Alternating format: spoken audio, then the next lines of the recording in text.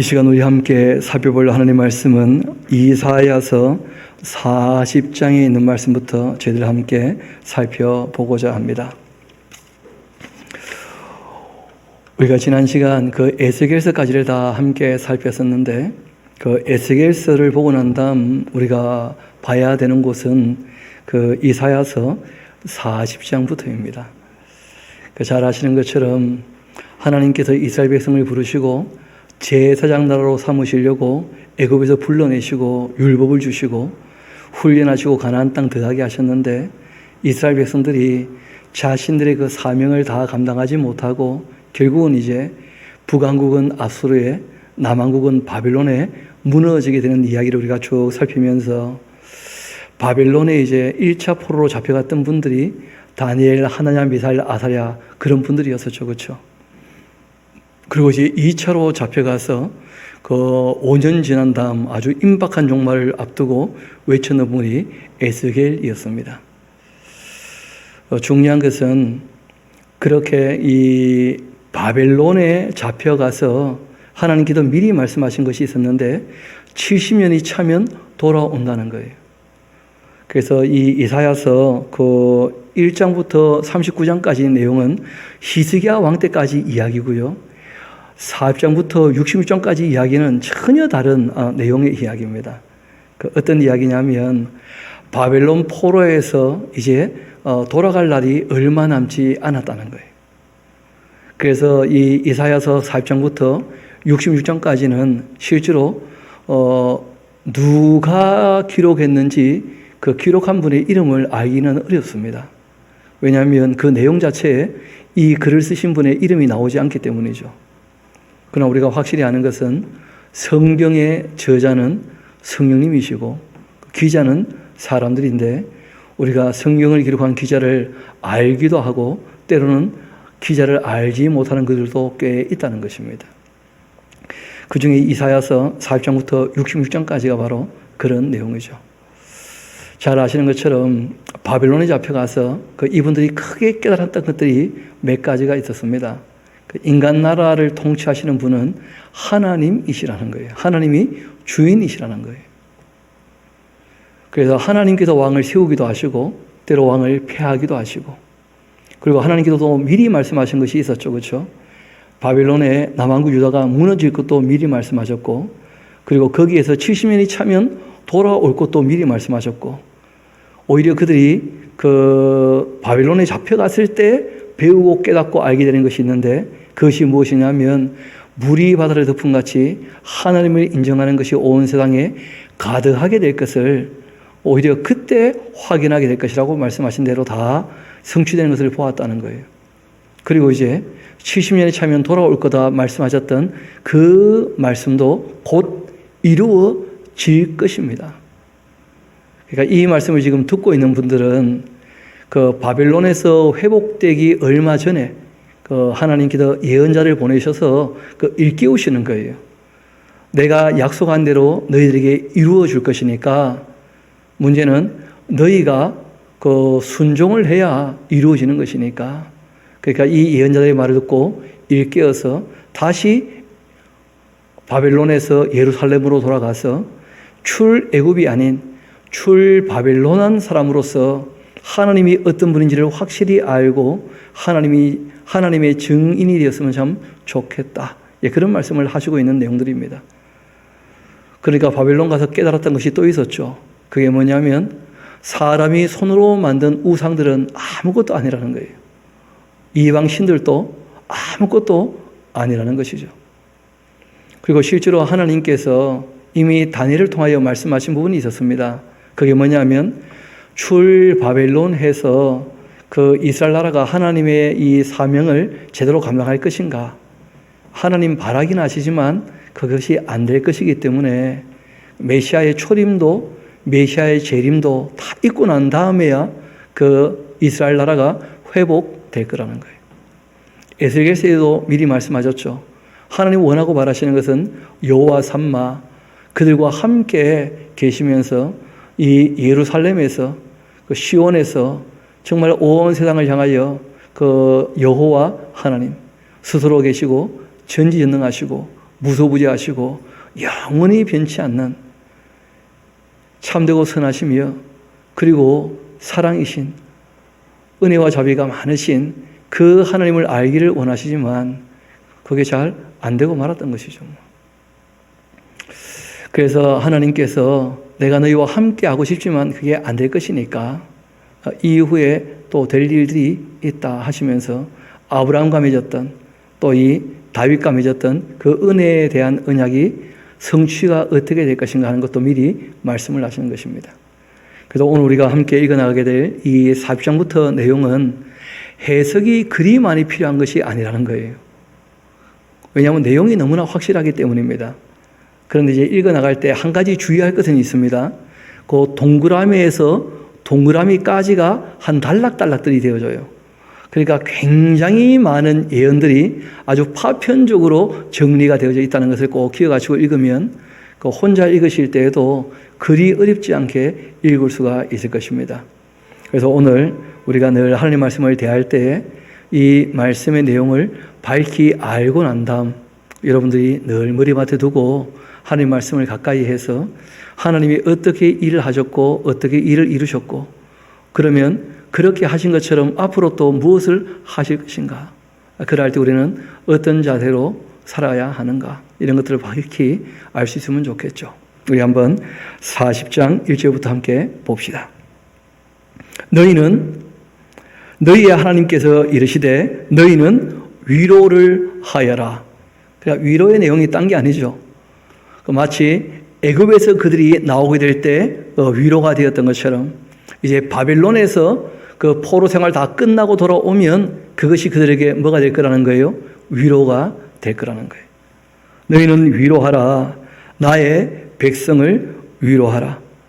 너희는 예루살렘의 그 마음에 닿도록 말을 하라. 그것에게 외쳐라. 그 노역의 때가 다 끝났다. 그러니까 남유다가 예루살렘으로 이제 돌아가게 될 것입니다. 왜냐하면 이 바벨론으로 잡혀와서 그 노역을 했던 붙잡혀 있었던 그 때가 다 끝났다는 거예요. 그리고 그들의 그 죄악이 사함을 받았다. 그의 모든 죄로 말미암아서 여호와의 손에서 벌을 배나 받았다. 그러니까 바벨론 포로 기간은 벌을 받은 기간이고 교육을 받은 기간입니다. 그 징계를 통하여 배운 것이 있었다는 것이죠. 그걸 우리가 다니엘서에서 다 정리했던 것을 기억하실 것입니다. 그런데 거기 보면 재미있는 표현이 있습니다. 벌을 받기는 받았는데 어떻게 받았다고요? 배나 더 받았다는 거예요. 그러니까 원래 하나님이 때리시려고 했던 것보다 그 바벨론 나라가 못돼 가지고 너무 괴롭게 했어요, 이스라엘을. 그래서 하나님께서 거기에 대해서 보상할 마음도 있으시다. 예, 그런 얘기를 하시면서 위로하라. 내 백성을 위로하라. 그렇게 말씀하십니다. 그리고 또 단락이 바뀌죠. 그렇죠? 외치는 자의 소리여. 소리 높여 외쳐라. 뭐라고 외쳐야 되느냐 하면 너희는 광야에서 여호와의 길을 예비하라. 사막에서 우리 하나님의 그 대로를 평탄하게 하라. 골짜기마다 도두어지고 산마다 언덕마다 낮아지며 고르지 아니한 곳이 평탄하게 되며 험한 곳이 평지가 될 것이고 여호와의 영광이 나타나고 모든 육체가 그것을 함께 보게 될 것이다. 이것이 바로 여호와의 입이 말씀하신 것이다 하고 말씀하십니다. 그러니까 실제로 그 애굽에서 이스라엘 나라로 돌아오려면 예루살렘으로 그 굴곡이 많은 그 산과 골짜기가 많은 길이 돌아오기 쉽겠습니까? 평탄한 길이 돌아오기 쉽겠습니까? 아무래도 평탄한 길이 돌아오기 쉽겠죠. 그런데 그런 길을 닦아라 그렇게 말씀하신 것은 아니었다는 거예요. 나중에 이제 우리가 알고 보면 내용이 확인되어지는데 너희가 공의와 정의를 따르게 된다면 그러면 하나님 앞에 사람들이 나오는 그 길이 열리게 된다는 거예요. 공의와 정의를 추구하라. 그런 뜻입니다.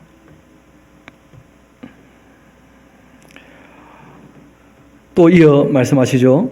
말하는 자의 소리여 이르되 외쳐라. 대답하되 내가 무엇이라고 외치리까 하고 이제 하나님께서 말씀하실 때 이 외쳐야 되는 그 하나님의 사람, 그 별명이 소리죠, 소리. 뭐라고 외치면 됩니까? 하고 했더니 이르시되 모든 육체는 풀이다. 또 그의 모든 아름다움은 들의 꽃과 같다. 풀은 마르고 꽃이 시들면 여호와의 기운이 그 위에 불미라. 이 백성은 실로 풀 같다. 풀은 마르고 꽃은 시드나 우리 하나님의 말씀은 영원히 서리라. 그렇게 하라. 그 사람들이 정말 이 땅에서 인기를 얻으려고 꽃을 피워서 관심을 받고 사치와 향락을 추구하고 그러니까 그런 가치를 따라 사는데 성경이 우리에게 말씀하시는 것은 그런 것은 잠깐 있다가 다 사라지는 것이다. 영원한 것을 바라보지 못한다면 이 땅에서 영생을 준비하지 못한다면 그 인생은 헛될 수 있다. 풀도 다 시들어 버리는 것이고 꽃도 다 말라버리는 것이니까 이 세상에 잠깐 있다가 없어지는 것, 이걸 추구하지 말라는 거예요. 하나님께서 가장 가치 있게 여기시는 것이 무엇이겠는가? 그건 딴 게 아니고 생명이에요, 생명. 그래서 하나님께서 너희들에게 주어진 그 생명을 소중히 여겨라. 또 너희 자손들, 또 너희 권속들에게도 이 진리를 전해라. 그렇게 말씀하시는 것이죠. 영원한 가치가 있는 것에 마음을 두면 좋겠다. 이렇게 부탁하신 거예요. 왜냐하면 바벨론이라는 이 나라 자체도 굉장히 화려한 도시 아닙니까? 얼마나 많은 사람들이 그 바벨론이 갖고 있었던 혼축해하는 잔에 넘어갔었습니까? 거기서 성공하려고, 거기서 최고가 되려고. 그런데 다 지나보면 알지만 잠시 반짝하다가 다 사라졌다는 거예요. 정점에 선 사람들 하나같이 얼마 있지 않다가 다 물러간다는 거예요. 저는 그 주인공으로서 늘 기억에 남는 그 여성이 하나 있습니다. 그 최진실이라고. 근데 요즘 애들은 최진실 누군지 아무도 모르더라고요. 요즘 드라마 주인공은 누가 합니까? 잘 모르겠어요. 그 김희선 씨인가요? 그분은 조금 오래 가는 것처럼 보이긴 하는데 뭐 몇 년 더 갈지 모르겠어요, 보니까. 그러니까 아무리 우리가 이 땅에서 사람들에게 꽃처럼 여김을 받는 자리에 있다 할지라도 그 얼마 가지 못하고 다 시들어 버리는 것입니다. 그래서 그런 걸 추구하지 말라는 거예요, 성경은. 이 세상의 인기나 이 세상의 권력이나. 이어봅시다. 또 단락이 막히죠. 아름다운 소식을 시온에 전하는 자. 시온에 전하는 아름다운 소식은 바벨론에 있는 사람들이 이제 시온으로 어떻게 할 거라는 거예요? 돌아올 거라는 거예요. 너는 높은 산에 올라라. 그리고 아름다운 소식을 예루살렘에 전하는 자요. 아름다운 소식은 딴 게 아니죠. 해방의 소식이에요. 바벨론에서 이제 해방되어서 예루살렘으로 돌아온다. 그런 것이죠. 너는 힘써 소리를 높여라. 두려워하지 말아라. 바벨론에서 그 돌아오는 것, 이걸 두려워하지 말라는 거예요. 그 이유가 있습니다. 바벨론은 페르시아에 멸망했지만 바벨론 성읍 자체는 여전히 망가지지 않았고 그 당시에 대단했다는 거예요. 왜냐하면 잘 아시는 것처럼 다리오 왕이 이어서 이 바벨론을 통치하지 않습니까?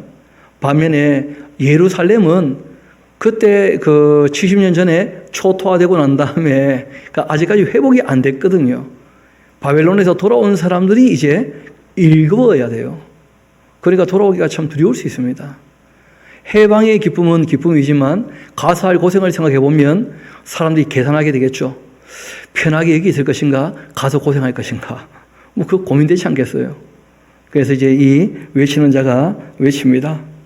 두려워하지 말고 소리를 높여 유다의 성읍들에게 말해라. 너희의 하나님을 보라고 좀 해라. 이 세상 바라보면 고생밖에 안 보이겠지만 하나님을 바라보게 되어지면 많이 달라질 거라는 거예요. 하나님께서 하시는 일에 동참하는 그러한 일들을 감당하게 되는 것이니까. 실제로 이 땅에서의 수고와 고생이지만 영생을 준비하는 것이니까. 이 세상에 닥치는 그 일들을 두려워하지 말고 하나님을 바라보면서 감당할 일들을 감당하게 그렇게 하라 하고 말씀하신 거예요. 보라, 주 여호와께서 장차 강한 자로 임하실 것이고 친히 그의 팔로 다리실 것이라. 보라, 상급이 그에게 있고 보응이 그의 앞에 있으며 그는 목자같이 양떼를 먹이시고 어린 양을 그 팔로 모아 품에 안으시며 젖먹이는 암컷들을 온순히 인도하실 것 아니냐. 그렇게 하실 하나님을 바라보면서 두려워하지 말고 고생을 바가지로 할 것 같지만 돌아와야 된다.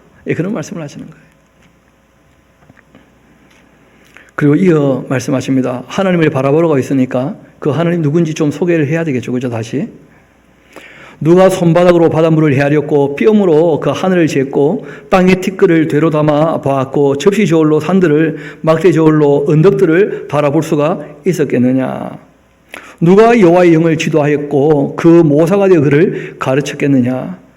그가 누구와 더불어 의논하셨으며 누가 그를 교훈할 수가 있느냐.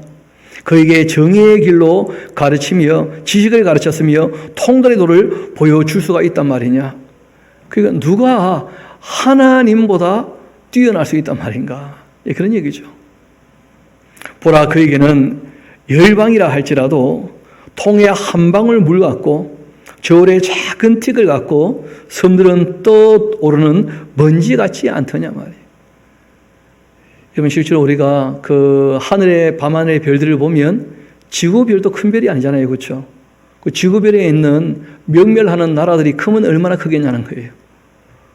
그러니까 세상 모든 나라들 줄 세어봤자 하나님 앞에는 물통에 한 방울 물만큼의 가치도 없을 수 있는데, 그런데 그 하나님께서 하나님의 형상인 사람들에게 관심을 기울이시고 사랑하시고 그 독생자의 생명까지도 내어주셨으니까 너무 감사한 것이죠.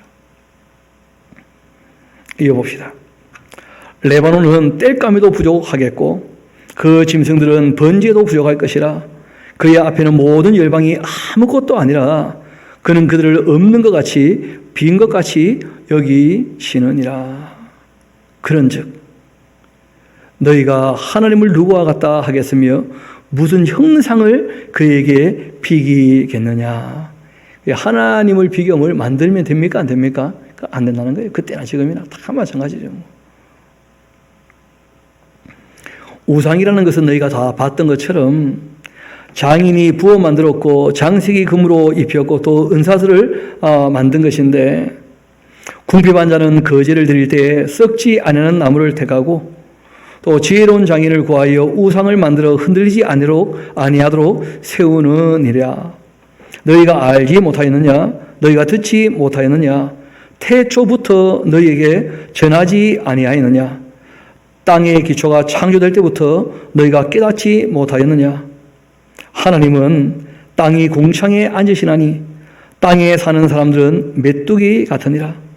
그가 하늘을 찰같이 펴셨으며 거주할 천막까지 지셨고 귀인들을 패하시며 세상의 사들을 헛되게 하시는 분 아니신가? 가끔 드리는 말씀인데, 그 우주를 표현할 때 뭐라고 얘기하느냐면 성경이 천막이라는 표현을 쓰는 거예요. 중국 사람들은 뭐라고 합니까? 집우, 집주 이런 얘기 하잖아요. 그렇죠? 하나님께서 두 마리를 펼치듯이 이렇게 우주 만물을 펼치셨고 그리고 천막을 짓듯이 그 우주를 지으셨다는 거예요. 그리고 아무리 뛰어난 사람이라도 결국 다 패하여지는 것이고 이 땅의 재판관들은 그 재판이 온전하지 않다는 거예요. 사사들을 헛되게 하셔다. 이때 사사는 사사계에 나오는 사사 그런 의미로 얘기한 게 아닙니다. 이 세상 재판관들, 쇼페팀 얘기하는 것이죠. 그들은 겨우 심기고 겨우 뿌리였으며 그 줄기가 겨우 땅에 뿌리를 박자 곧 하나님이 입김을 후 하고 다 불어버리시니까 그들은 말라버려서 회오리 바람이 불려가는 촉에 같도다. 이 땅에 살아갈 때 우리가 종종 리더가 되는 것이 마치 꽃처럼 여겨지지 않습니까? 그러니까 아무리 권좌에 올라도 그 꽃이 10일 이상 그렇게 불지 못한 것처럼 이 권좌라는 것도 곧 다 사라진다는 거예요. 재판관의 자리에 앉았다 할지라도 곧 다 사라진다는 거예요. 그러니까 성경이 얘기하는 것이 그런 자리를 탐내는 것 중요한 게 아니라는 거예요. 만약에 그런 자리에 앉고 싶은 마음이 있다면 봉사하는 자세가 필요하다. 봉사하는 자세가. 의사가 되든 판사가 되든 검사가 되든 정치인이 되든 말 그대로 이 세상의 리더가 되려고 한다면 봉사하는 자세가 필요한 것이지, 거기에서 군림하려고 하고 모든 사람들 위에 서려고 하는 그런 것들은 오래가지 못하고 다 말라버리고 지나가는 것이라는 거예요. 하나님께서는 그런 것을 수에 치지 않으신다는 것이죠. 이어봅시다. 거룩 하신 이가 이르시되 그런즉 너희가 나를 누구에게 비교하여 나를 그와 동등하게 하겠느냐. 너희는 눈을 높이 들어서 누가 이 모든 것을 창조하였나 보라는 거예요. 그러니까 우리가 믿는 하나님은 창조주가 되시는 분이시죠. 또 구세주가 되시는 분이시고 또 우리를 도우시는 보혜사이기도 하시고, 그리고 마침내는 각 사람이 행한 대로 심판하시는 심판주가 되시는 줄로 믿습니다. 그렇지 않습니까?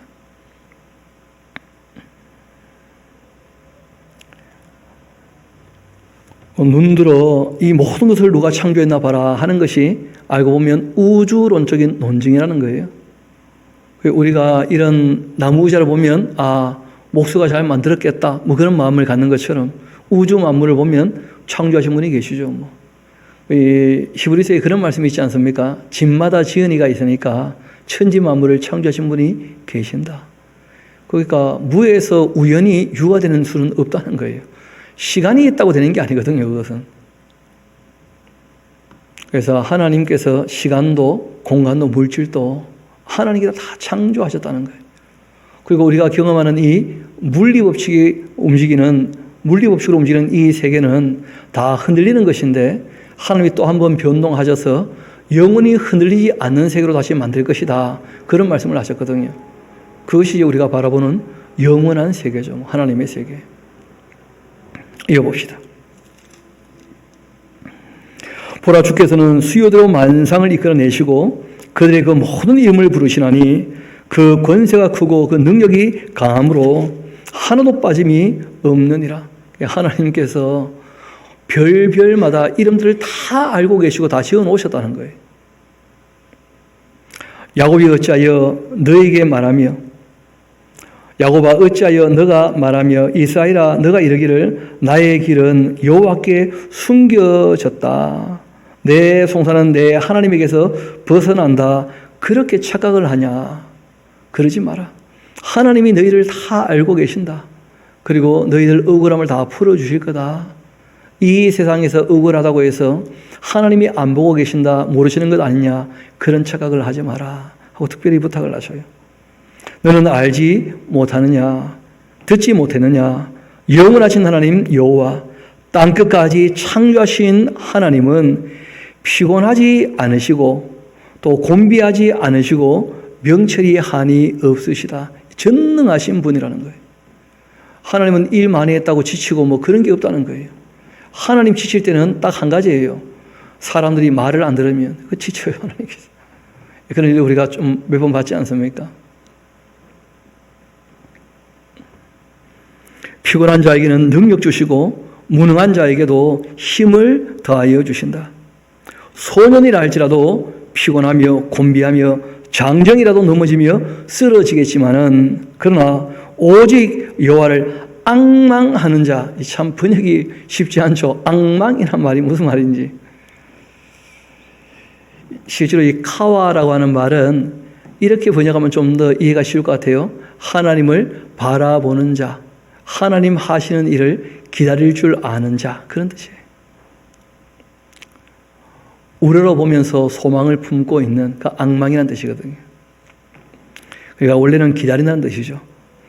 하나님 하실 일을 기다릴 줄 아는 자는 새 힘을 얻게 될 것이고 독수리가 날개치며 올라감 같을 것이고 다름질하여도 곤비하지 아니하겠고 걸어가도 피곤하지 아니할 것이다. 그러니까 사람이 믿음과 함께 뭐가 꼭 있어야 됩니까? 소망이 있어야 새 힘을 얻게 되어져요. 그럼 소망이 없으면 절망하고 절망을 하면 좌절하고 아무런 힘이 없게 되는 거예요. 그 사람이 소망이 있어야 힘을 얻게 됩니다. 그래서 이런 말씀은 그 27절에 나오듯이 야고바 하고 말씀하신 거예요. 그러니까 바벨론에 있는 너희들 뭐 하지 말라는 거예요? 낙심하지 말라는 거예요.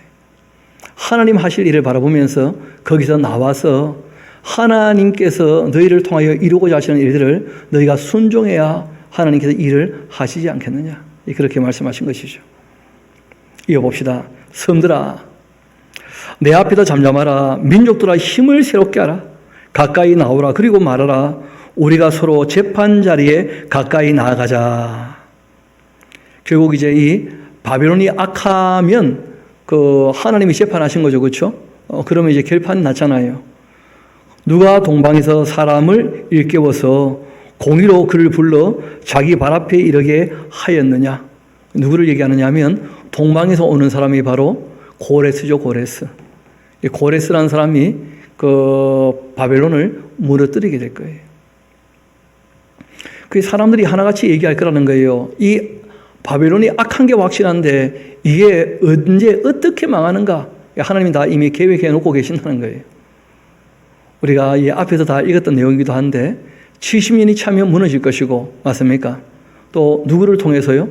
하나님께서 기름 부어 세웠던 고레스를 통해서 망할 거거든요. 이어봅시다. 공의로 그를 불러 자기 발 앞에 이르게 하였느냐? 열국을 그 앞에 넘겨주며 그 왕들을 다스리게 하되 그들이 그의 칼에 티끌 같게 그 활에 불리는 초계 같게 하며 그가 그들을 쫓아가서 그의 발로 가보지 못한 길을 안전히 지나나니 이 일을 누가 행하였느냐? 누가 이뤘느냐? 누가 처음부터 만대를 불러내었느냐? 나 여호와라.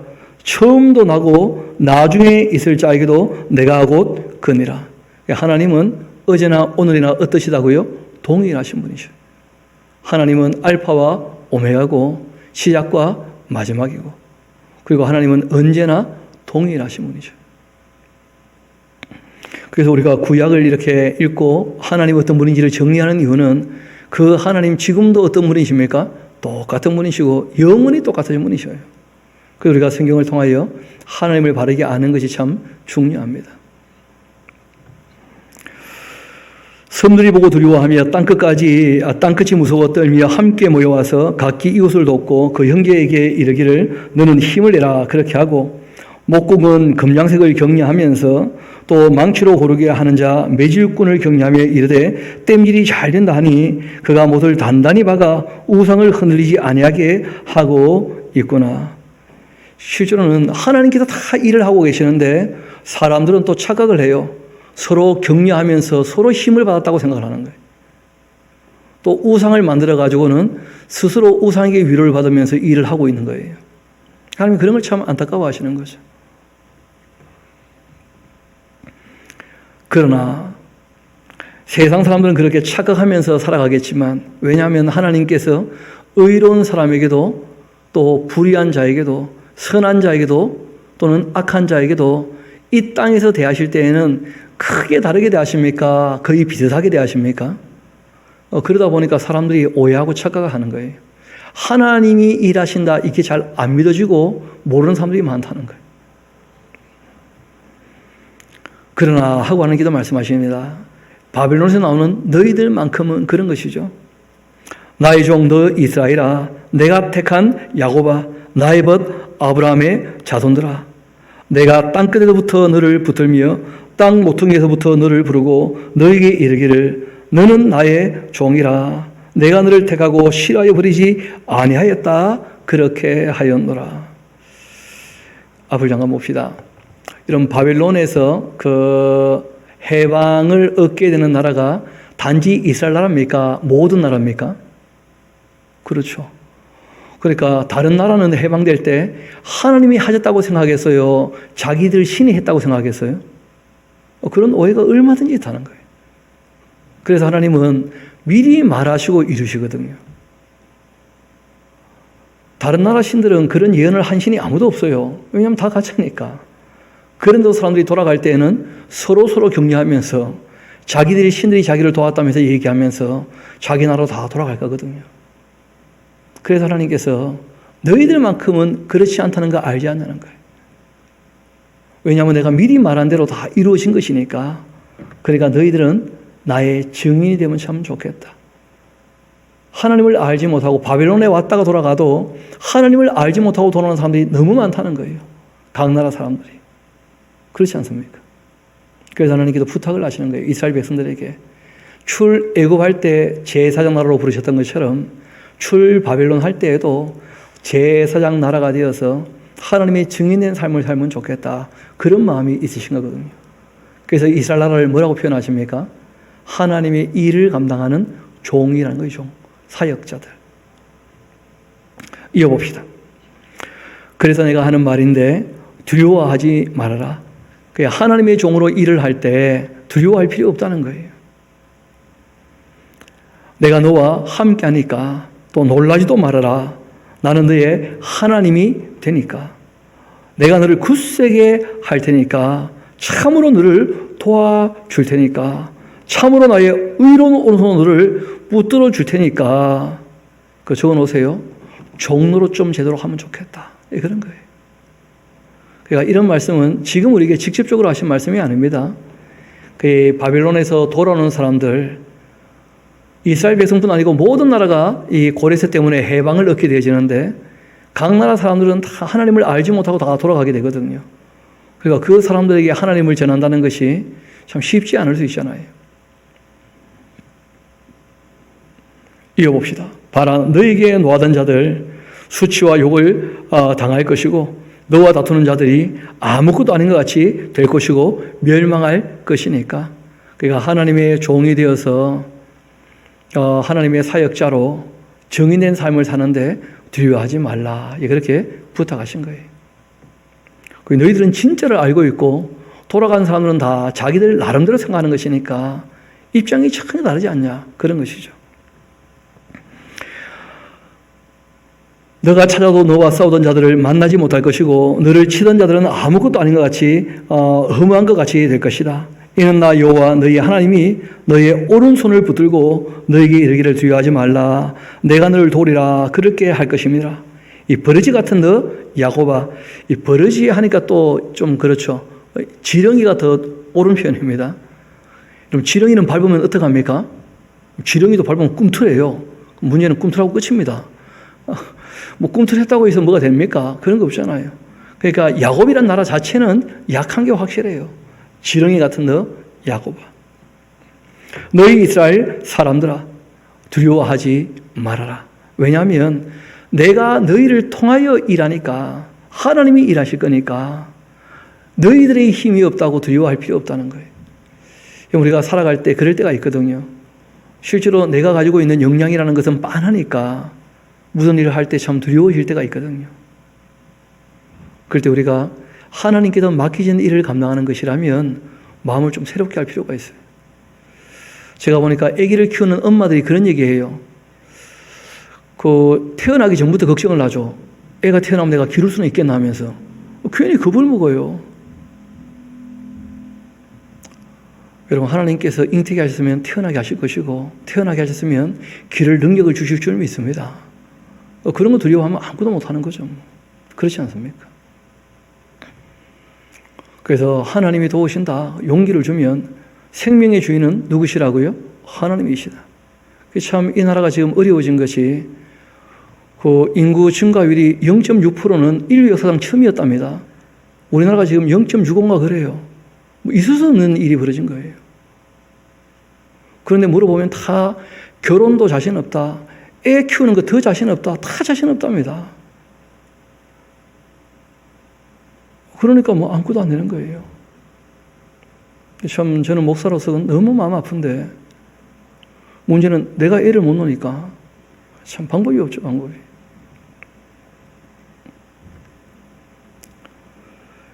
두려워하지 마라. 내가 너를 도울 것이다.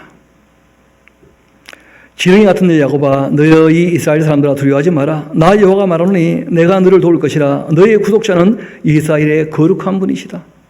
보라, 내가 너를 이가 날카로운 새 타작기로 삼을 텐데 너가 산들을 쳐도 부스러기를 만들 것이며 작은 산들을 개같이 만들 것이다. 너가 그들을 까부른즉 바람이 그들을 날리겠고 회오리 바람이 그들을 흩어버릴 것이로되 너는 여호와로 말미암아 즐거워하겠고 이스라엘의 거룩한 이로 말미암아 자랑하게 될 것이다. 또 단락이 바뀌죠, 그렇죠?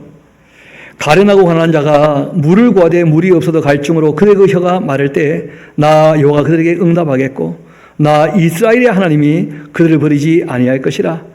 내가 헐벗은 산에 강을 내며 골짜기 가운데 샘나게 하며 광야가 못이 되게 하며 마른 땅이 샘그러니 되게 할 것이며 내가 광야에는 백향목과 시띠나무와 화석류와 들감나무를 심고 사막에는 잣나무와 소나무 황야목을 함께 두리니 무리가 보고 여호와의 손이 지으신 바고 이스라엘의 거룩하신 이가 이것을 창조하신 바인 줄을 알며 함께 하리며 깨닫게 될 것이다. 그 이스라엘의 궁극적인 회복에 대한 말씀도 함께하고 계신다는 거예요. 나 여호와가 말하노니 너희 우상들은 소송해봐라. 야곱의 왕이 말하노니 너희는 확실한 증거를 나에게 한번 보여봐라. 우상들아 하면서 장차 당할 일을 우리에게 진술해봐라. 또 이전 일이 어떠한 것도 알게 해봐라. 우리가 마음에 두고 그 결말을 알아보리라. 혹 앞으로 올 일을 듣게 하며 뒤에 올 일을 알게 해봐라. 그리하면 너희가 신들인 줄 우리가 알 것이다. 여러분, 하나님이 하나님 되시고 이스라엘 백성들에게 계시가 된 이유는 창세기란 책이 있다는 거예요. 어떻게 세상이 시작되었고 인류의 역사가 시작이 되었는지, 아담부터 노아까지, 노아부터 아브라함까지, 아브라함부터 바벨론 포로로 잡혀가는 이 사람들까지 뭐가 다 있는 거예요? 족보가. 그런 역사가 있는 나라가 어디 있냐는 거예요, 하나님께서. 내가 했다는 거예요, 하나님이. 게다가 바벨론이 무너진다고 감히 누가 먼저 말했냐는 거예요. 하나님 이외에 그런 말을 한 존재가 아무도 없다는 거예요. 하나님께서는 너희가 바벨론에 잡혀가면 70년이 차면 어떻게 될 거라고요? 바벨론이 멸망하고 너희가 돌아올 거라고. 또 내가 미리 말했지 않느냐? 동방에 내가 한 왕을 일으켜가지고 그 왕으로 바벨론 무너뜨릴 거라고. 게다가 그 왕의 이름까지 알려주셨거든요. 고레스라고. 누가 그렇게 할 수 있겠냐는 거예요. 지금 우리는 다 지나간 역사를 이제 보기 때문에 그런가 보다 하지만 실제로 이 예언자가 이렇게 외칠 때 사람들이 충격이 되기도 하고, 그리고 이제 장래에 대하여 지금 아직 바벨론에 있잖아요. 그렇죠? 이제 곧 바벨론 무너지고 이제 돌아오게 될 것이거든요. 그것이 믿어질 수 있는 단초가 되는 거예요.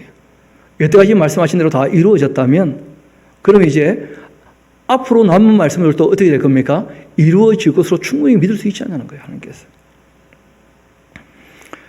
그리고 그것이 정말 이루어진다면 믿음을 더욱더 확실하게 가져야 되겠죠. 이어봅시다. 또 복을 내리는지 재난을 내리든지 그렇게 해봐라. 우리가 함께 보고 놀라고 싶다. 하나님께서 우상들을 비꼬면서 한 말씀 하신 것이죠. 그리고 우리가 이미 다니엘서 에스겔서 봐서 알지 않습니까? 이스라엘 나라가 아수르에 무너지거나 남왕국 유다가 바벨론에 무너진 것은 누가 징계하신 겁니까? 하나님께서. 너희가 레위기에 언약한 그 약속을 깨뜨렸기 때문에 내가 징계한 것이다. 그렇지만 그 징계를 순히 받고 회개하고 돌이키면 다시 내가 회복해 주겠다.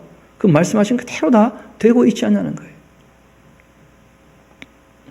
보라, 너희는 아무것도 아니며 너희는 허망하며 너희를 택한 자는 가증한 사람들이다. 우상을 왜 택했느냐? 자기 욕심 때문에 하는 것이죠. 그래서 교만하기 때문에 자기가 주인 되는 것이고, 자기 욕심 때문에 허탄한 우상을 만들어서 스스로 쏟는다는 거예요.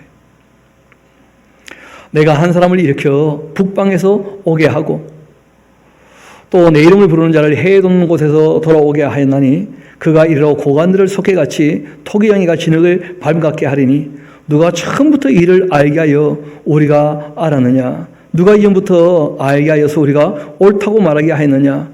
알게 하는 자도 없고 들려주는 자도 없고 너희 말을 듣는 자도 없도다. 내가 비로소 시온에게 너희는 이제 그들을 보라 그렇게 하였노라. 내가 기쁜 소식을 전할 자를 예루살렘에 줄 것이다. 그러니까 하나님께서 시온 이 예루살렘에 이미 말씀하셨다는 거예요. 바벨론에 잡혀간 사람들이 곧 돌아올 거라고. 게다가 동방에서 고레스를 일으켜가지고 바벨론 무너지게 하고 내가 돌아오게 할 거라고. 그 일이 다 우리는 이미 알죠. 역사 가운데서 다 이루어졌다는 것을. 내가 본즉 한 사람도 없고 내가 물어도 그들 가운데 한 말도 대할 좋은 자가 없도다. 보라, 그들은 다 헛되다. 그들의 행사는 허무한 것이고 그들이 부어만든 우상들은 바람 같은 것이고 공허한 것 뿐이다. 그러니까 아무것도 아닌 것, 거기에 마음 두지 말라는 거예요. 그리고 이어 말씀하신 내용이 굉장히 중요한 내용인데, 하나님께서 출 바벨론에서 일이 안 된다는 거 이미 다 아시잖아요. 그렇죠? 그리고 이제 누구를 보내실 겁니까? 때가 되면 그 아들을 보내실 거예요. 근데 아들을 보내도 초림 때는 또 됩니까? 안 됩니까? 안 돼요. 그리고 이제 아들을 다시 재림 때 보내면 그 이스라엘의 궁극적인 회복이 있게 될 것입니다. 그래서 이 이사야서 42장은 아주 유명한 그 장인데, 종의 노래, 메시아 예언이 아주 상세히 기록된 부분이기도 합니다. 우리 한번 봅시다. 내가 붙드는 나의 종, 내 마음에 기뻐하는 자, 곧 내가 택한 사람을 봐라. 그 예수님은 참 사람이시고 참 하나님이시죠. 그렇죠? 참 하나님이시며 참 사람이셔요. 내가 나의 영을 그에게 주었으니까 그가 이방에도 이 정의를 베풀게 될 것이다. 그는 외치지 아니한다. 그 웅변조로 얘기하지 않는다는 거예요. 목소리를 높이지도 아니하고 그 소리를 거리에 들리게도 하지 아니하며 상한 갈대를 꺾지 않으시는 분이시라는 거예요. 그러니까 개선의 여지가 조금만 있어도 어떻게 하십니까? 오래 참고 기다리시는 분이셔요. 꺼져가는 등불이라 할지라도 스스로 꺼지게 기다리시지 꺼버리시는 분이 아니라는 거예요. 그래서 말세에 대한 얘기를 하실 때도 뭐라고 합니까? 내가 말세에 믿음을 보겠느냐? 스스로 꺼져버렸기 때문에 역사를 끝내시는 것이거든요. 꺼져가는 심지를 훅 불어 끄시고 그런 분 아니라는 거예요. 그래서 우리가 이 땅에 살아갈 때 아무리 미약해 보여도 뭔가를 하려고 꼼짝거리고 있으면 우리가 도와줘야 됩니다. 힘이 되어줘야 되고. 그렇지 않습니까? 그게 하나님의 자세이고 하나님의 마음이라는 거예요. 이어봅시다. 진실로 정의를 시행할 것이며 그는 쇠하지도 않고 낙담하지도 않고 세상의 정의를 세우기에 이르게 될 것이다. 그리고 섬들이 그 교훈을 앙망하게 될 것이다. 그 하나 적어놓으세요. 해운대에서도 뭐 그런 것이죠. 우리도 다 그분의 교훈을 이제 다 앙망하면서 따르기로 한 거 아닙니까? 하늘을 창조하며 펴시고 또 땅과 그 소산을 내시며 땅의 백성에게 호흡을 주시며 땅에 행하는 자에게 영을 주시는 하나님 여호와께 같이 말씀하시는데, 나 여호와가 의로 너를 불렀은즉 내가 내 손을 잡아 너를 보호하며 너를 세워서 백성의 언약과 이방의 빛이 되게 할 텐데 누가 그런 일을 할 것인가 하면 너가 눈먼 자들의 눈을 밝힐 것이다. 그래서 예수님께서 내 말이 믿음지 못하면 내가 하는 일을 보고서라도 내가 누구니 좀 알아라, 그런 말씀하신 적이 있었다는 거예요. 여러분, 시각장애인의 눈을 뜨게 하신 분은 예수님 이외에 아무도 없죠. 그렇지 않습니까? 그 구약의 선자들도 아무도 못했고 사도들도 하지 못했던 일들입니다. 갇힌 자를 감옥에서 이끌어 내어주며 흑암에 앉은 자를 감방에서 나오게 할 거라는 거예요. 그래서 이 바울이 예수님의 사역의 본질을 깨닫게 되었죠. 그게 뭐냐면 자유롭게 하시려고 뭘 주셨다는 거예요? 자유를 주셨다는 거예요. 죄에서 사망의 소리를 건져내셔서 우리에게 뭘 주셨다는 거예요? 참된 자유를. 나는 여호와이니 이것이 나의 이름이다. 나는 내 영광을 다른 자에게 내 찬송을 우상에게 주지 아니할 것이다. 보라, 전에 예언한 일이 이미 다 이루어졌지 않더냐. 이제 내가 새 일을 또 말하고 있는데 그 새 일의 내용이 그 뭐 3번씩 나옵니다만은 똑같은 거예요. 이때는 새 일이 뭐냐면 출 바벨론이라는 일이 새롭게 하실 일이에요. 내가 먼저 알리노니 그 일이 시작되기 전이라도 너에게 미리 내가 말해둔다.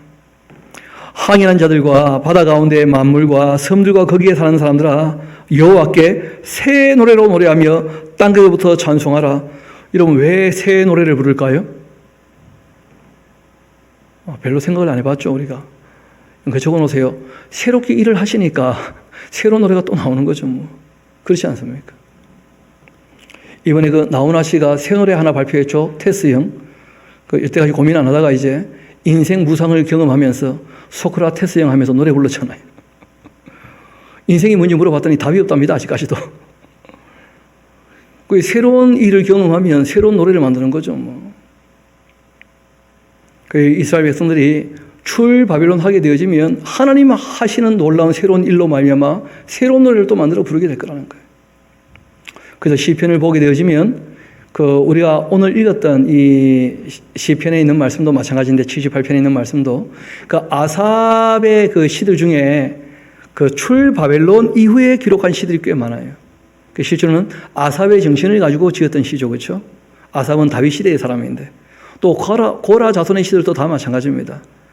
또는 성전에 올라가는 노래들 중에서 잘 아시는 것처럼 바벨론에서 돌아왔기 때문에 그때 새로 만든 노래들이 꽤 있다는 거예요. 새 노래. 새롭게 하나님께서 일을 하셨으니까 새 노래가 나오는 거죠. 뭐. 이어봅시다. 땅 끝에부터 찬송하라. 광야와 거기에 있는 성읍들과 게달 사람이 사는 마을들은 소리를 높여라. 셀라의 그 주민들은 노래하며 산 꼭대기에서 즐거이 부르라. 여호와께 영광을 돌리며 섬들 중에서 그 찬송을 전할지어다. 여호와께서 용사같이 나가시며 전사같이 분발하여 외쳐 크게 부르시며 또 그 대적을 크게 치시리로다. 또 완전히 단락이 바뀌죠. 내가 오랫동안 조용하며 참잠하고 참았지만은 그러나 내가 해산하는 여인같이 부르짖으리니 숨이 차서 심히 헛들길 것이라. 내가 산들과 언덕들을 황폐하게 하며 그 모든 초목들을 마르게 하고 강들이 섬이 되게 하며 못들을 마르게 할 것이고 그리고 내가 맹인들을 그들이 알지 못하는 길로 이끌며 그들이 알지 못하는 지름길로 인도하여서 오히려 암흑이 그 앞에서 광명이 되게 하며 구문회를 곱게 할 것이라. 내가 이를 행하여 그들을 버리지 아니할 것이다. 여러분 혹시 기억나실지 모르겠는데 예수님께서 이렇게 말씀하신 적이 있습니다. 그 요한복음 9장을 보면 날 때부터 시각장애인 기억나십니까? 이 사람이 이렇게 시각장애인 된 것은 부모의 죄도 아니고 자기 죄도 아니고 무엇 때문이라는 거예요?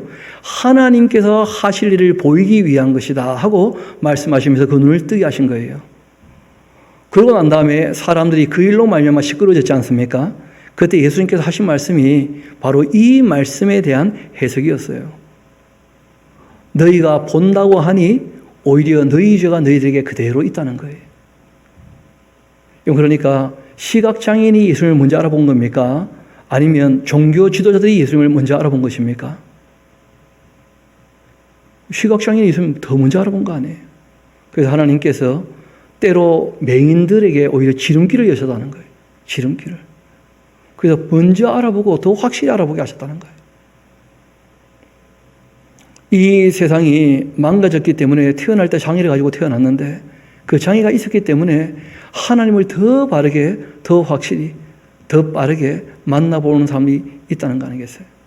그 말씀하신 그대로 그 요한복음 9장에 그 내용이 있는 것이죠. 다시 한번 봅시다.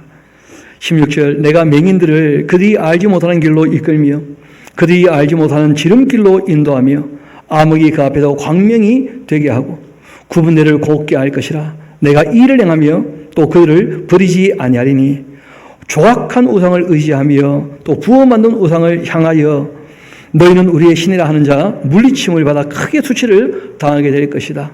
하나님 하실 일을 또 기억했다면 우상을 따라가지 마라. 이렇게 부탁을 하시는 거예요. 너희 못 듣는 자들아 좀 들어라 들어. 하나님이 참 안타까워서 이런 말씀을 하시는 거예요. 왜냐하면 애굽에 있을 때에도 참 못 알아들었고요. 바벨론을 할 때 하나님께서 이런 마음을 가지고 불러내시는 것인데 예수님이 또 초림할 때도 마찬가지고 그런데 예수님이 말씀하셔도 잘 알아듣습니까? 못 알아듣습니까? 참 못 알아듣죠. 예수님 알아보지도 못하고 또 그 당시에 바벨론에서 돌아올 때에도 다들 돌아옵니까? 조금만 돌아옵니까? 참 못 알아듣는 거예요. 이렇게 하나님의 사람들이 외치는데 알아듣지를 못하는 거죠. 너희 못 듣는 자들아 좀 들어라 들어. 너희 맹인들아 좀 밝히 봐라. 맹인이 누구냐? 내 종 아니냐 말이에요. 이스라엘 백성들. 누가 내가 보내는 내 사자같이 못 듣는 자겠냐? 누가 내게 충성된 자같이 맹인이겠느냐? 누가 여호와의 종같이 맹인이겠느냐 말이에요. 너가 많은 것을 볼지라도 유의하지 아니하며 귀가 열려 있을지라도 듣지 아니하는구나. 하나님께서 이스라엘 백성을 불러가지고 그들과 함께 무슨 일을 하고 싶어 하셨는데 전혀 듣지 못하고 바르게 하나님 하시는 일을 보지 못하니까 하나님 너무 안타까워하셔요. 그리고 이런 말씀하십니다. 여호와께서 그의 의로 말미암아서 기쁨으로 교훈을 크게 하며 존귀하게 하려고 하셨었는데, 그러니까 하나님의 백성 이스라엘이 정말 이 공의와 정의를 따르면서 긍휼과 자비로 하나님의 율례와 법도를 따르며 제사장 나라 역할을 감당했다면 그게 하나님께 너무 큰 기쁨이 되고 이스라엘 나라의 존귀가 되었겠죠. 그렇게 하려고 했는데 이 백성이 도둑 맞아버리고 탈취를 당하고 다 굴 속에 잡혀버리고 옥에 갇혀버리고 노역을 당하고 구할 자도 없고 탈취를 당하되 돌려주라 말할 자가 없구나 하면서. 왜 그렇게 되었죠? 안 듣고 안 보니까. 하나님이 부르셨는데 종으로 세우셨는데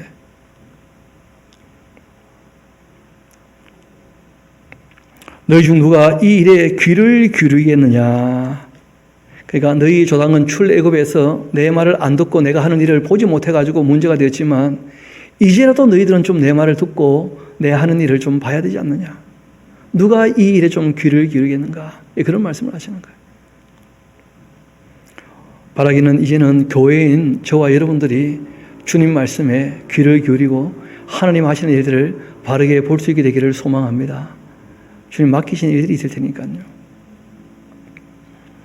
야곱이 탈취를 당하게 하신 자가 누구냐? 이스라엘을 약탈자에게 넘기신 자가 누구냐? 여호와가 아니시더냐? 우리가 그에게 범죄하였도다. 그들이 그의 길로 다니기를 원하지 아니하며 그 교훈을 순종하지 아니하였도다.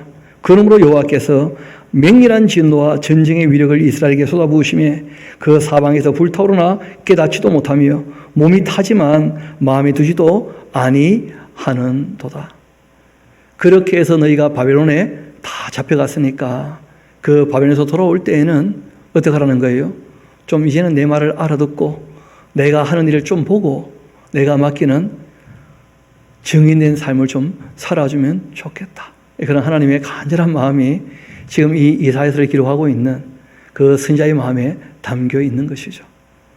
그래서 오늘 쭉 읽었던 내용들, 그리 어려운 내용들이 없지 않습니까? 이 바벨론에서 이제 돌아오게 될 텐데 하나님께서 말씀하신 대로 다 이루어졌다면 또 말씀하신 대로 다 이루어질 거라는 거예요. 그렇게 하나님께서 말씀하신 대로 다 이루어 가실 텐데 너희들은 너희들에게 주어진 역할을 제대로 감당할 것이냐. 또 너희들 힘으로 다 안 될 것이기 때문에 하나님 하실 일을 또 기다려 봐야 될 거다. 예수님 초림하시고 재림하시고 그리고 또 이루어질 게 있을 테니까. 그렇다 할지라도 너희가 지금 해야 될 일이 있다는 거예요? 없다는 거예요? 있다는 거예요. 그래서 우리가 지금도 우리 스스로를 한번 돌아봐야 돼요. 세상은 점점점 어두워져 간다 하고 코로나19 때문에 모이는 것도 점점 힘들어지고 그렇다고 우리가 아무것도 안 할 것인가? 그럴 수는 없잖아요. 우리가 할 일을 찾으면 할 일이 보이게 될 줄로 믿습니다.